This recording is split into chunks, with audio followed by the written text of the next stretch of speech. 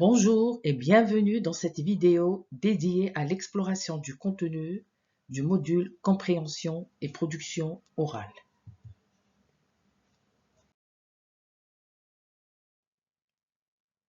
Ce module, au cœur des enjeux de formation linguistique, occupe une place essentielle dans la formation en lettres et langue française. Il vise à développer chez les étudiants des compétences orales solides à travers l'écoute, l'analyse critique et la production de discours adaptés à divers contextes.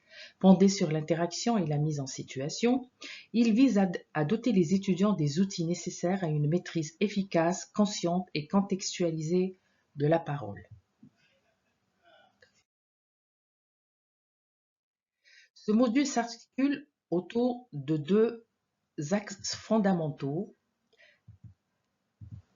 la compréhension de l'oral et la production orale. Avant de passer à l'explication de chaque module, nous nous sommes attelés à présenter les objectifs de ce cours qui se résument comme suit. En ce qui concerne la compréhension, donc, nous avons en premier donc l'identification des idées principales d'un message oral authentique, l'explication du sens implicite d'un message oral, l'adaptation du discours oral à une situation de communication donnée, la décomposition d'un message oral pour analyser donc la structure, l'édification d'une situation de communication en jouant un rôle et l'évaluation pertinente d'une réponse ou d'un argument oral.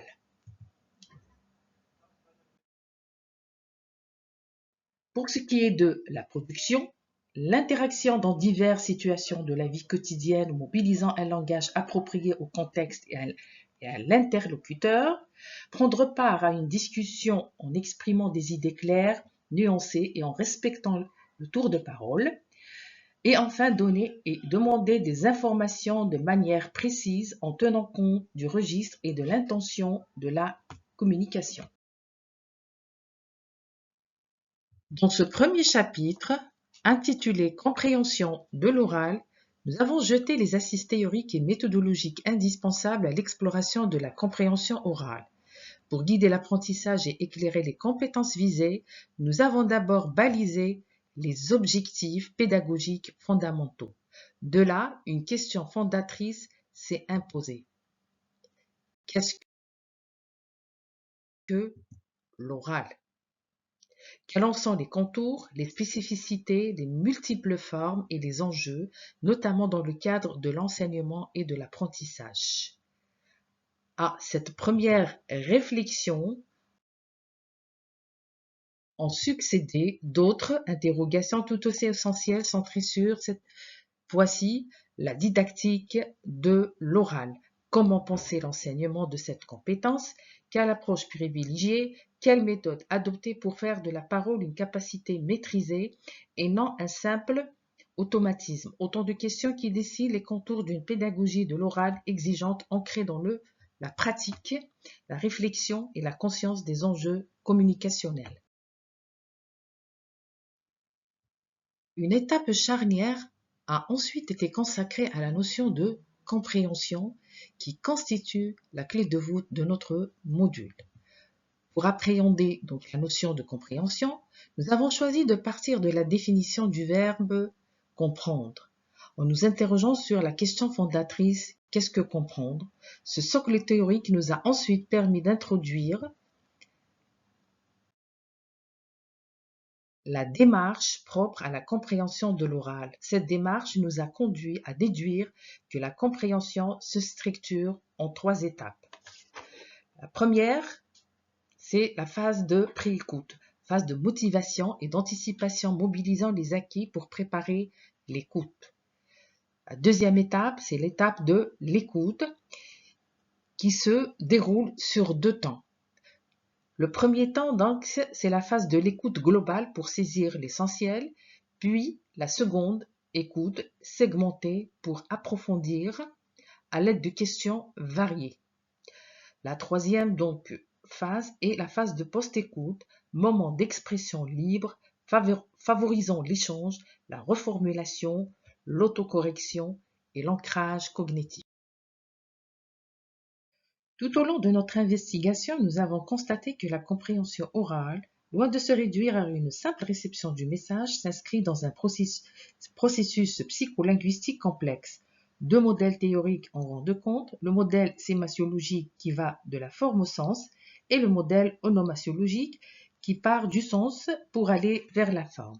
Enfin, le modèle interactif, plus réaliste, combine les deux précédents.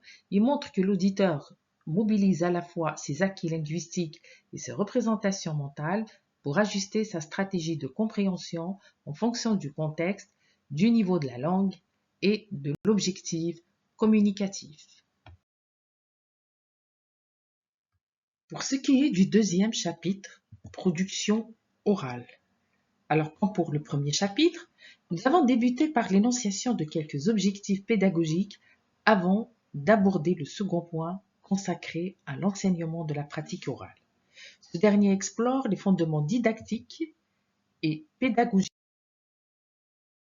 de l'enseignement de l'oral en soulignant son rôle central dans l'apprentissage des langues. Loin d'être un simple exercice académique, la production orale est une compétence vivante et engage l'étudiant dans un processus d'interaction, de reformulation et de construction du sens. Elle repose sur des pratiques pédagogiques actives fondées sur l'écoute, la diversité des supports, l'expression libre et la régulation des échanges. L'enseignant y joue le rôle de médiateur, instaure des dynamiques de parole qui transforment la classe en un véritable laboratoire linguistique. Ainsi parler devient un acte de pensée, d'expression et de lien social. Pour ce qui est du dispositif pour enseigner l'oral, ce volet met en lumière les stratégies pédagogiques recommandées pour développer efficacement la compétence orale en classe.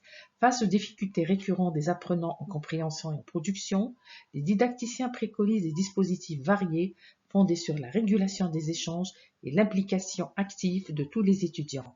L'enseignant est invité à éviter le monopole de la parole, à équilibrer le temps de prise de parole et à instaurer des situations d'apprentissage progressives et motivantes. L'oral devient ainsi un espace partagé, interactif et structurant, favorisant la réflexion sur les usages langagiers et la consolidation des compétences communicatives. Pour ce qui est de l'évaluation de l'oral, cette phase constitue un exercice complexe car elle engage des compétences à la fois linguistiques et paralinguistiques. Il ne s'agit plus d'analyser le contenu du discours, mais d'en apprécier la qualité formelle, expressive et relationnelle. Les critères linguistiques portent sur la pertinence des idées, la structuration du propos et la richesse du langage. Les critères paralinguistiques, quant à eux, valorisent l'attitude du locuteur, la modulation de la voix, le contact visuel et l'usage des silences. Ainsi, évaluer une performance orale revient à juger d'un tout cohérent où fond et forme s'articulent pour produire un discours vivant, convaincant et porteur de sens. En guise de conclusion, le module de compréhension et pratique orale se veut bien plus qu'un simple apprentissage technique de la langue. Il est une invitation à penser, à écouter, à s'exprimer dans toute la richesse de l'échange humain. En croisant les exigences de la compréhension et les dynamiques de la production orale, ce parcours a permis donc aux étudiants de développer des compétences langagières authentiques, situées et fonctionnelles. Fondé sur des approches interactives et réflexives, ce module a visé à instaurer une parole vivante, signifiante, capable de d'articuler pensée individuelle et communication sociale. De la mobilisation des stratégies d'écoute à la maîtrise des codes discursifs, l'étudiant apprend à devenir un locuteur autonome, conscient de ses choix linguistiques, capable d'adopter son discours à des situations variées.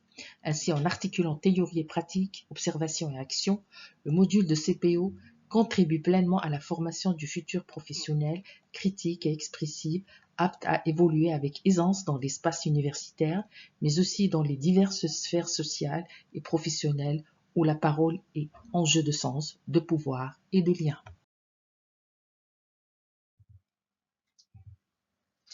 Je vous remercie de votre attention et vous souhaite une excellente continuation dans votre parcours d'apprentissage.